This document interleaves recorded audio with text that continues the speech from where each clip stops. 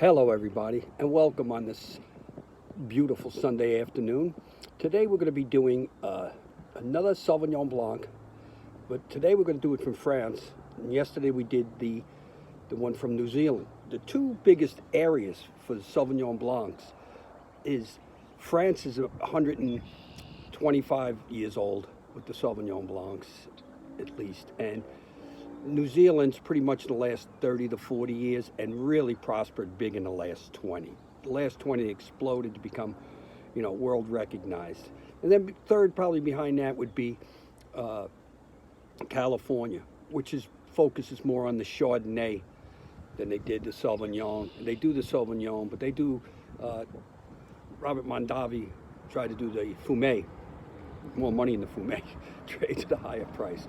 But this town, this is called a Joseph Mellot, okay?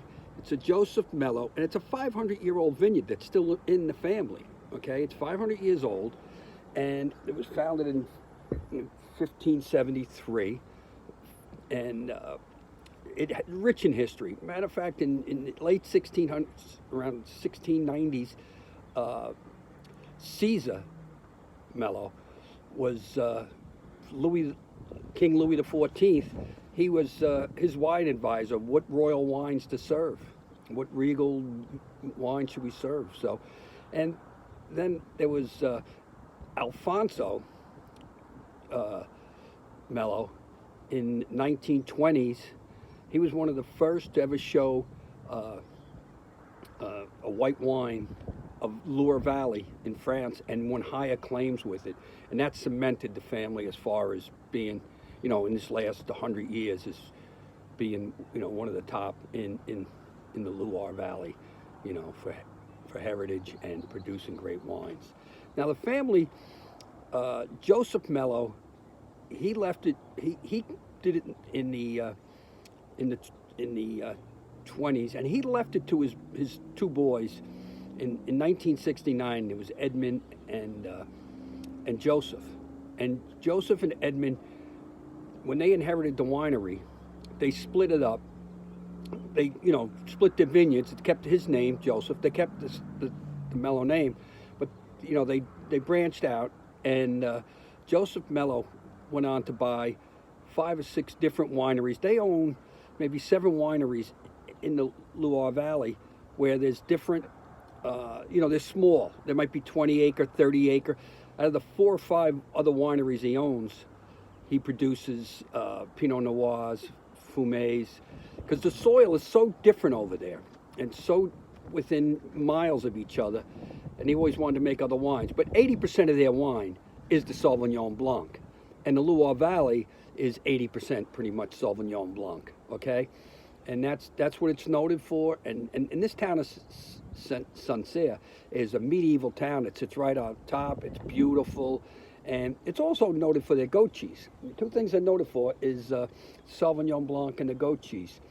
Now, when Joseph took over the winery, and he left it to his son in '84, Alexandria, and he died in 2005, an untimely death, and his wife at the time was very involved with Catherine, who still runs the vineyard today, and she has other children that are going to be getting into it. But they had a large staff, a very loyal staff, stayed on, and they've run it, and they've produced the vineyards that they bought the years before. They keep, staying right on top of it and producing great wines. They must produce 30 wines. Like Sancerres, they might produce 5 different Sancerres. The one we're drinking today rates like an 87, 88. It sells for about $12 a bottle. They also have some Sancerres that sell for Sancerres that sell for $39. Then they make Fumés. They make all different whites, and it's all a difference in the soil. All still on the left bank, but the difference in the soil. Some is callous, some is granule, some is gravelly. Okay, others got that rich mineral, that gravelly's rich mineral rock, and it just changes the wine. Like we spoke yesterday of the New Zealand wines, right? You had the Marlborough, and then you have the Martinborough. Now the Martinborough is smaller vineyards, like 28, like the one we did yesterday with Stonecrop was a 20-acre vineyard, right? And that's what they have here in France. They bought 4 or 5 vineyards, 20, 50 acres. They have 100 acres there. This big one is 247 acres. But the French wine is going to, the difference between a New Zealand and a French is the French wine is going to be less fruity, okay, and more structured, more mineral, right? And that's what we spoke yesterday about the stone crop versus, let's say, a Kim Crawford from the Marlborough region. It's that wine is more citrusy, more fruity. The stone crop is more mineral. It's a low yield, and these are low yield. So that means they prune. They'll prune it down to 2 buds. They don't want 8 buds. They don't want a lot of fruit. So they prune it. The grape gets more concentrated, more structure. And the difference, let's say, in a Martinsburg and the Marlborough in New Zealand, Martinsburg is usually a much longer season. So the grape has longer time to ripen, get concentrated, and get its structure. France, they do the same. You know, it's a longer season, but they prune it back. They hand pick it, very low yield. So they're not going to turn out as many bottles as the other. So when you turn, you know, but the fruit and the thing is, so what happened in the Loire Valley was mostly red, okay, before 1860. In 1860, you had the phylloxera disease, and which that wiped out. We wiped out France, Italy, Portugal, wiped out a tremendous amount of damage on the red grape. So what they did was they said, okay, let's plant the white grape, the hardier grape, and the grape took off, right? And then that's when Alfonso, in the 1920s, 30 years later, okay, we're going to show this grape, and he won, and it became an instant success, okay? And the wine has only grown in popularity. It continues to grow, where some of the other wines tend to come off, and the price point is perfect on it for everybody. You know, you can go from, this wine here is an 80, sells for, let's say, at $12, okay, but you can buy one for 35, 40, okay? And the difference in the soil, like we say with the New Zealand soil in Martinsburg, remember that dry river creek? They're using that mineral, good soil, the good drainage. Now, there's also good drainage in the other thing, but they're not, when you pick less grapes, like this wine, they prune a lot, they hand select a lot, they color a lot, and the soil there. Now, the reason why they bought 5 other vineyards is they like some of the acidities in some of the other wines they work with. Okay, so they'll buy those, and they work with those also. Okay, now we also have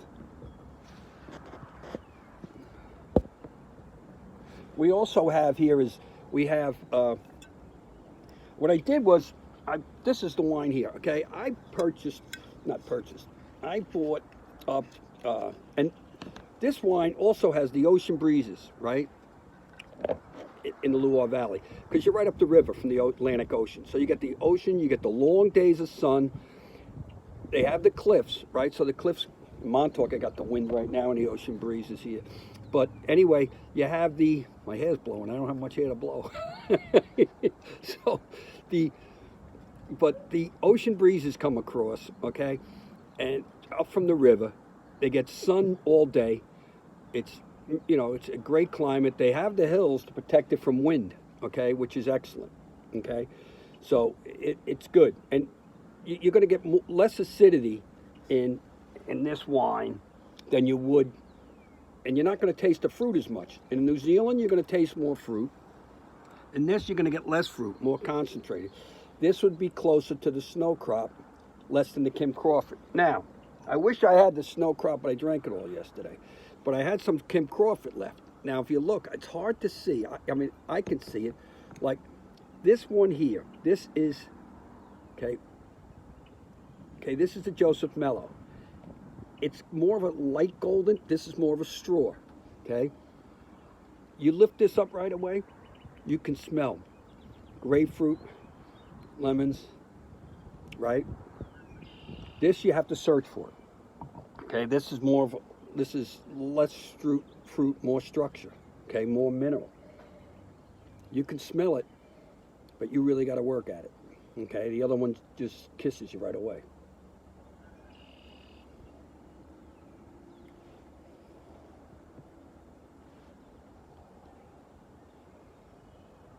Now, they do stainless steel fermentation again, okay, 10 to 15 days. They put it in lees. And when they put this thing in lees, they put very large steel, maybe 1,000-gallon steel vats, and they roll it, okay, and they roll it for 5, 6 months and get it nice. And they test it. They come out, they stop it, they test it. Okay, now she's right.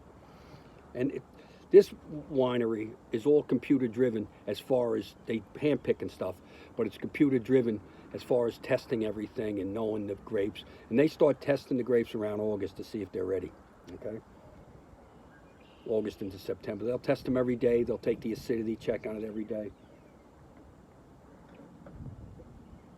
Now you have, on this, you got hints of, okay, I would say hints of lemon and pear. You can smell it, but it's hints, where the other one is, you can label it right away.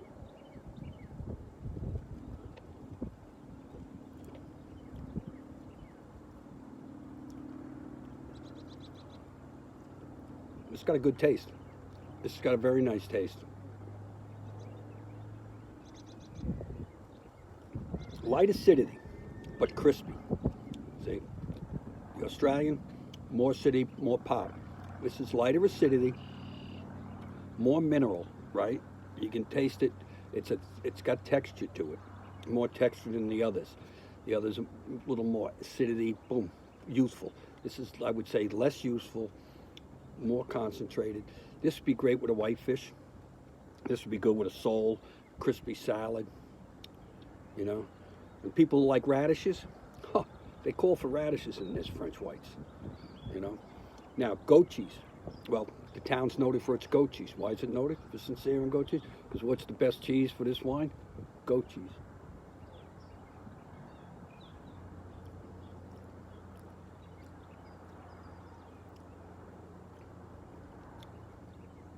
You can taste the lemon in it now.